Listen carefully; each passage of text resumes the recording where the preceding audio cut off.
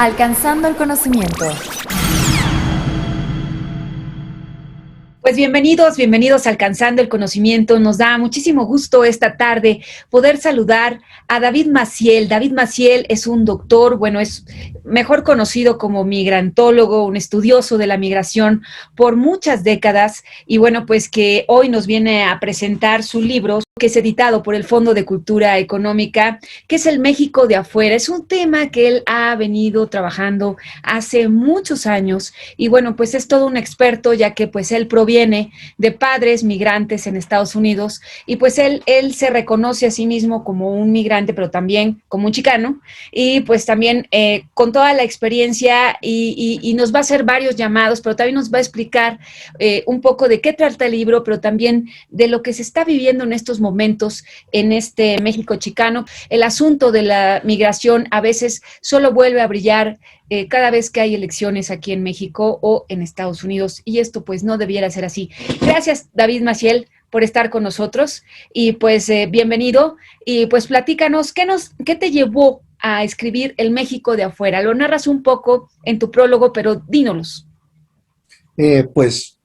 Este libro es muy especial para mí porque, como bien dices, yo soy chicano. ¿Qué quiere decir eso? Pues que soy de descendencia mexicana, pero ciudadano estadounidense. Yo nací, me crié, me eduqué y allá enseño en Estados Unidos, en Los Ángeles.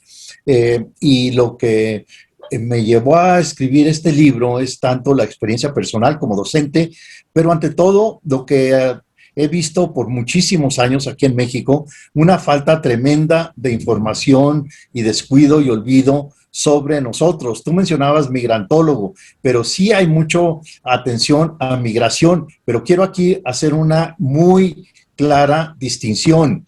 Mi libro no tiene que ver con migración, mi libro tiene que ver con la población chicana, es decir, con la población de origen mexicano, pero legal, residente en Estados Unidos, que somos el grueso de la población de origen mexicano. O sea, los migrantes, la migración es como menos del 10% de la totalidad de la población de origen mexicano. El grueso de la población somos residentes ya hasta algunos de varias décadas allá. Mi libro trata de esa historia desde el siglo XIX, antes incluso, desde la colonia, de la formación del norte, la exploración por los españoles, la fundación de los estados de California, Texas, Nuevo México, Arizona, luego el periodo mexicano del territorio, luego la usurpación de ese territorio por Estados Unidos y que al usurpar, al robar a México la mitad de su territorio, no nomás robaron territorio, sino población. Había como 110,000 mexicanos que de repente ya cambiaron de nacionalidad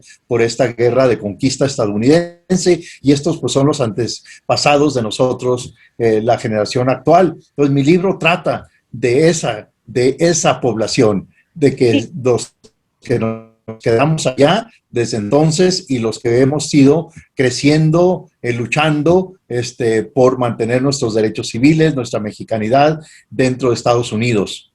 Sí, completamente de acuerdo. Yo te llamé migrantólogo no por ignorancia, sino porque, bueno, tú participaste en esta serie era un migrantólogos, era una red que tenían o que tienen todavía de los expertos, sobre todo en asuntos no solo de migración, sino también en chicanos, pero no solo en Estados Unidos, sino en otros países del mundo. Pero tienes toda la razón, David Maciel. Y bueno, platícame, tú marcas todo dentro de un evento muy importante, muy doloroso todavía para muchos mexicanos, la guerra donde perdemos una gran cantidad de territorio, donde se nos va esta parte donde el señor Austin empieza a llevar gente del mismo Estados Unidos a poblar esas regiones, que pues muchas de esas eran terrenos y territorios pues muy grandes donde no vivía nadie, empiezan a llevar pobladores de ahí pues se desencadena todo este movimiento que terminará pues con la invasión de Estados Unidos y con este caso, pues con la guerra y pues en este caso la victoria de Estados Unidos porque perdemos ese gran territorio. Es muy importante y cuéntanos a raíz de ahí, pues queda una herida, pero a la vez, como tú lo dices, es este México y este Estados Unidos, en donde se viven cosas al mismo tiempo muy interesantes en una parte y en la otra, pero sobre todo en este territorio que perdimos, pues se empiezan a vivir una biculturación que a la fecha la seguimos teniendo.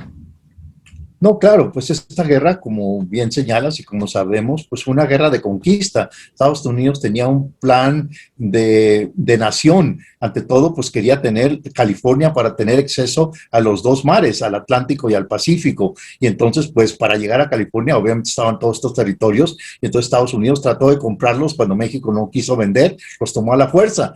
Pero, como digo, la importancia no nomás es el territorio, sino la población que existía allí, que estaban todos los estados con población, particularmente Texas era el más poblado, Nuevo México también, menos Arizona y menos California hasta después de esta guerra.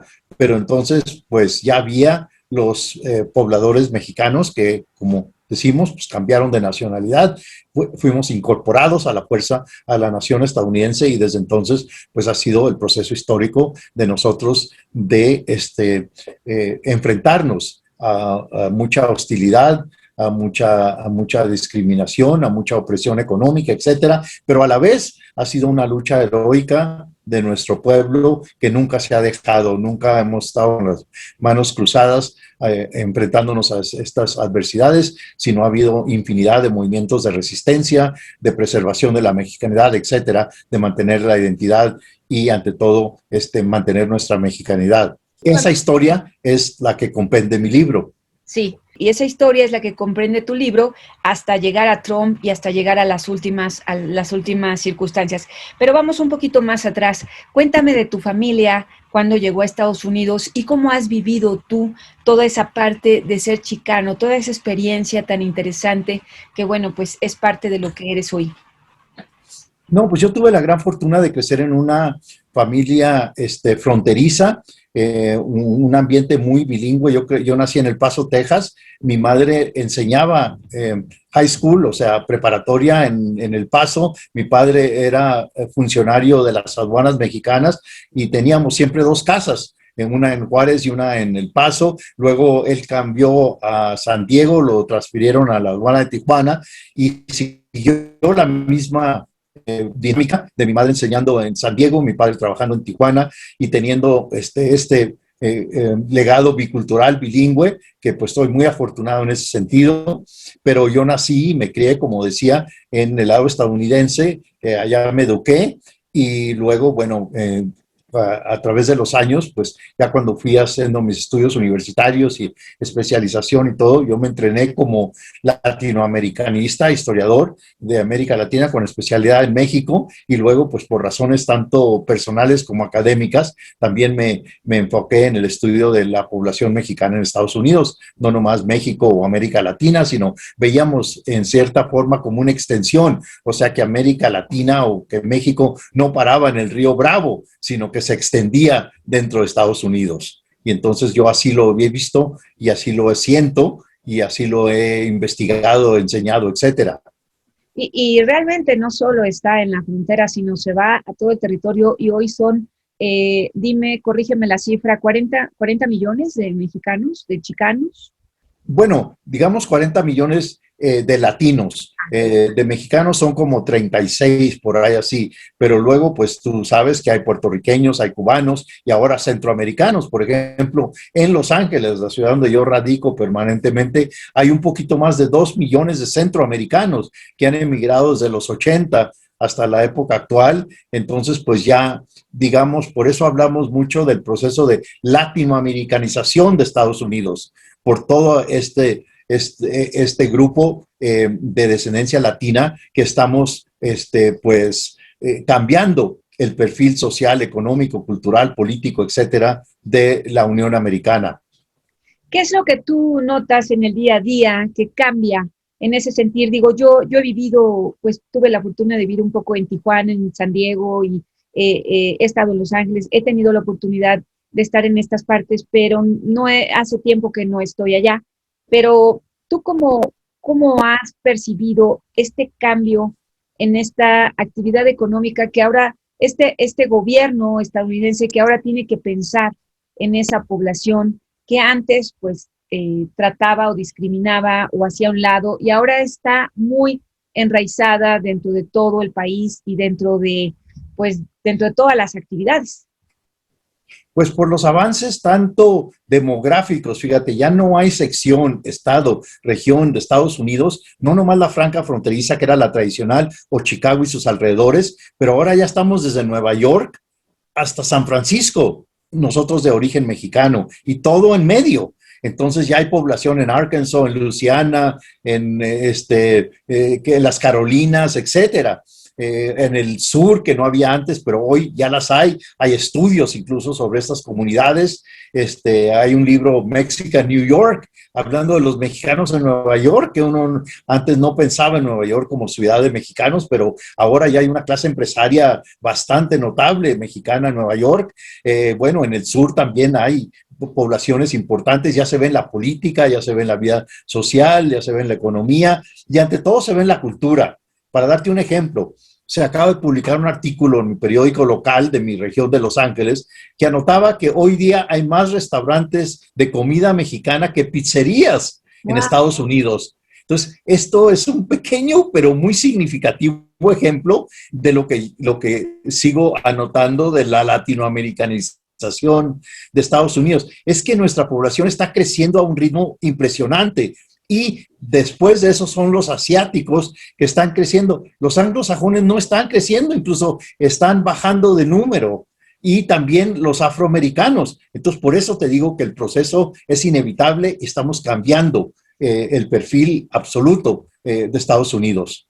¿Y esto tiene que ver con que siguen llegando más o con que las familias de latinos, de asiáticos, tienen más hijos que los sajones?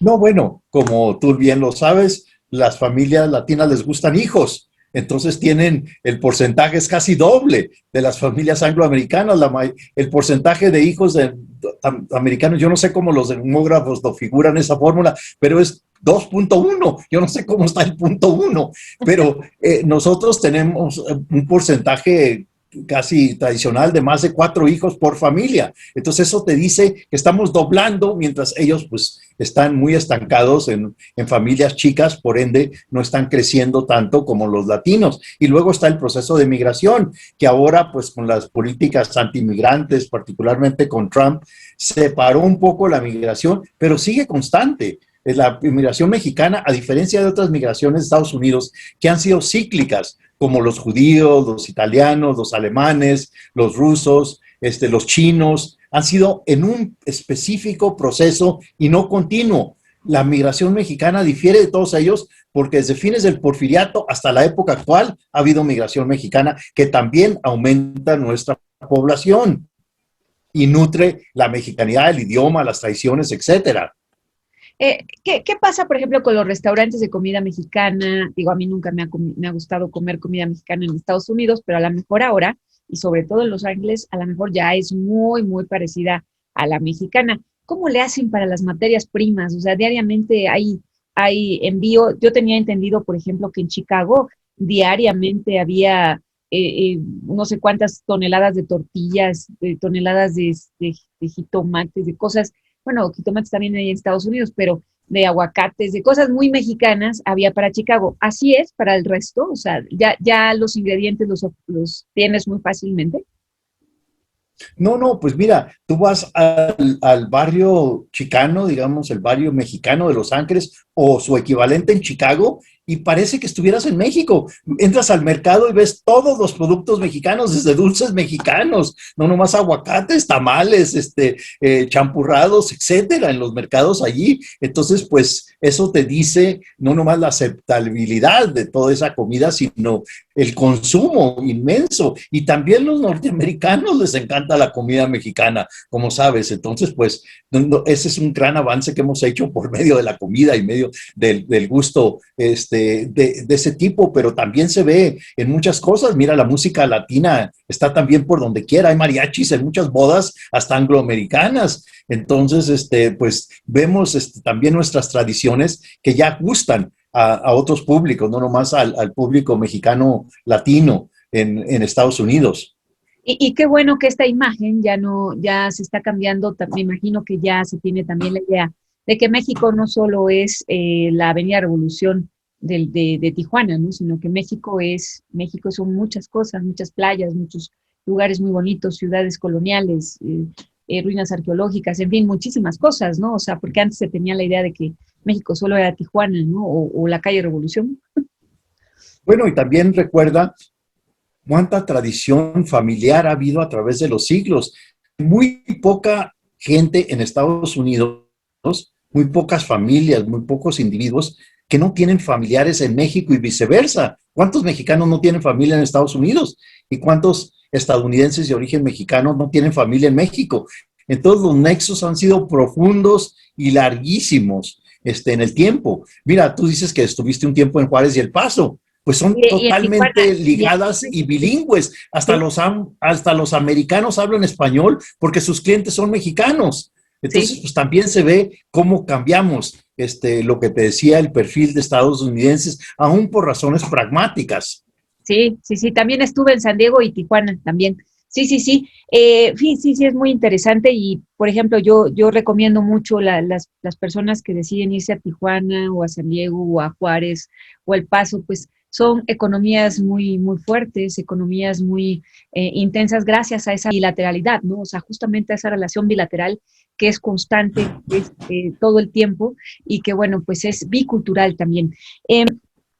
David Maciel, también quiero preguntarte acerca de, bueno, cuando tú escribes este libro, pues se lleva algún tiempo escribirlo, tú lo hablabas en 2016. ¿Cuándo tú terminas El México de afuera? ¿Cuándo lo terminas de escribir? Porque veo en tus diferentes apuntes y intervenciones o participaciones incluso en algunas revistas, que vas platicando, vas narrando de todo esto, que lo vas construyendo y que tienes mucho interés en hacerlo, pero ¿cuándo lo consolidas?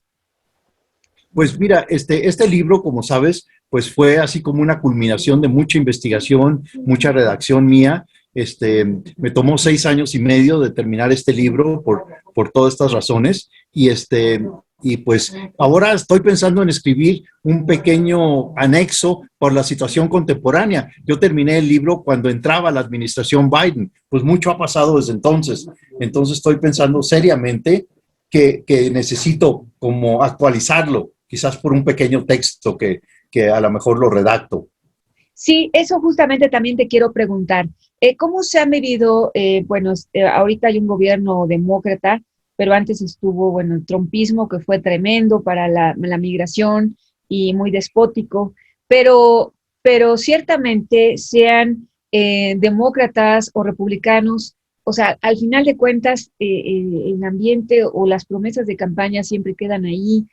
Hay a veces mucho racismo, mucho clasismo, mucha discriminación, ya lo mencionabas tú, que lo ha habido durante décadas, pero todavía al día de hoy. Y, y cómo se han vivido, cómo se vive con los gobiernos demócratas, cómo se vive con los gobiernos republicanos dentro de la comunidad chicana. Bueno, es que mira, nosotros siempre hemos sido muy solidarios con los mexicanos que van para allá, los hemos apoyado, nuestras organizaciones siempre han abogado por los derechos de los migrantes, los vemos como nuestros hermanos, nuestra clase obrera comparte con ellos la agricultura, los servicios de construcción, los servicios sociales en restaurantes y todo esto. Entonces, pues ha habido mucha solidaridad entre la población migrante mexicana y la chicana. Yo no conozco a un solo académico para hablarte de la academia que no ha investigado o publicado mínimo un artículo sobre emigración mexicana y la situación de ellos en Estados Unidos. Y en los gobiernos, en los momentos de los gobiernos demócratas y republicanos, ¿cómo se viven las circunstancias? No, no, bueno, ha habido ¿Quién es mejor o peor? No, no, bueno, los republicanos han sido mucho peor, aunque aquí dicen, bueno, los demócratas también han deportado mucha gente. Bueno, sí, pero no hay comparación con las políticas públicas de los republicanos hacia la gente de origen. O sea, ellos han estado en contra de educación bilingüe, han estado en contra de incluir cursos sobre la población chicana. Ellos han estado en contra de becas para alumnos chicanos, etcétera, de fomento a universidades con gran porcentaje de población latina. Entonces, no, la diferencia es abismal entre la visión del Partido Demócrata y el Republicano hacia nuestras comunidades. Cuéntame, ¿qué estás haciendo aquí en México ahorita que estás de visita? Dos cosas. Bueno, haciendo promoción para mi libro y discusiones sobre él y tratar de fomentar el entusiasmo, la curiosidad sobre mi población a través de este texto y otras cosas que espero que mucha gente, investigadores, alumnos, público general, se empiece a tomar conciencia de nuestra comunidad. Ese es uno. Y luego estoy abogando un proyecto exactamente sobre este tema con la UNAM, que está avanzando bastante bien. Ya tuve yo una espléndida reunión con la coordinadora de humanidades, donde va a estar situado mi proyecto, que va a ser un proyecto que tiene que ver con docencia, investigación y proyectos como festivales de cine, conferencias, etcétera. Qué interesante, ¿va a haber diplomados o va a haber una maestría o qué vas a hacer? Bueno, y que nunca ha habido tal cosa en ¿No? ninguna institución mexicana. Entonces, pues sí es pionera y yo alabo mucho a la UNAM que reconoció este interés y que el rector lo ha apoyado. Y justamente esto, porque yo creo que la docencia sería uno de los caminos más interesantes para hacer realidad esta demanda y esta petición que tú haces, lo dijiste al principio de la entrevista, pero también lo mencionas al principio de tu libro, este poco interés que ha habido por la comunidad chicana. Yo creo que la docencia es una de el conocimiento, sin duda, por parte de las diferentes comunidades de lo que se está viviendo en la comunidad chicana, sería muy interesante, sobre todo en las comunidades jóvenes, no tan jóvenes, pero ¿de qué otra forma podríamos tener este reconocimiento? De pronto aquí en el país estamos tan metidos periodísticamente en el día a día, o no hay los recursos, las financiaciones de los medios. Digo, yo siempre he querido ir a hacer cantidad de reportajes, pero bueno, luego tocas la puerta, no tienes los suficientes recursos para ir a hacerlos, pero aquí habría una cantidad de historias súper interesantes, súper ricas, la verdad, de contenido, pero no hay esa motivación, esas organizaciones que promuevan eso, que fortalezcan ese impulso de esas historias.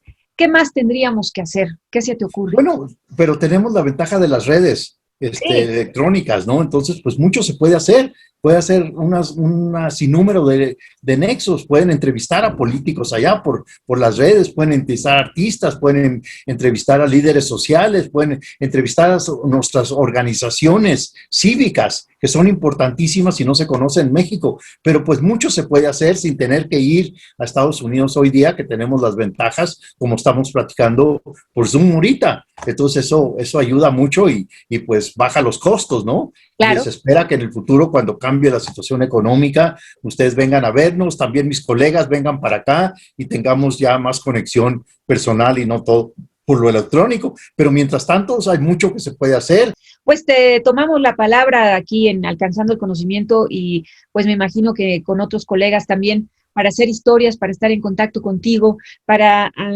pues hablar más acerca de este México de afuera que realmente está muy cerca de nosotros y que es parte de nosotros, y no solamente en elecciones, en periodos electorales, sino que sea parte de nuestra comunidad, que ya estemos orgullosos de esa comunidad chicana y pues también ellos se sientan orgullosos de tenernos a nosotros. David Maciel, no sé si tengas algo más que comentarnos. No, pues nomás los invito a hojear mi libro y a conocer esa historia que en México es bastante desconocida y entusiasmarse más por la experiencia y pues espero que estemos en contacto. Es correcto, es correcto. Bueno, pues aquí lo tienen, El México de Afuera, Historia del Pueblo Chicano, de David Maciel. Y bueno, pues gracias a David Maciel, gracias al Fondo de Cultura por haber hecho posible esta entrevista y pues gracias a todo el público de Alcanzando el Conocimiento. Hasta la próxima. Soy Bertalicia Galindo. Muchas gracias a ustedes, mucho gusto. Espero que nos conozcamos. Sí, yo también. Hasta la próxima. Hasta luego. Alcanzando el Conocimiento.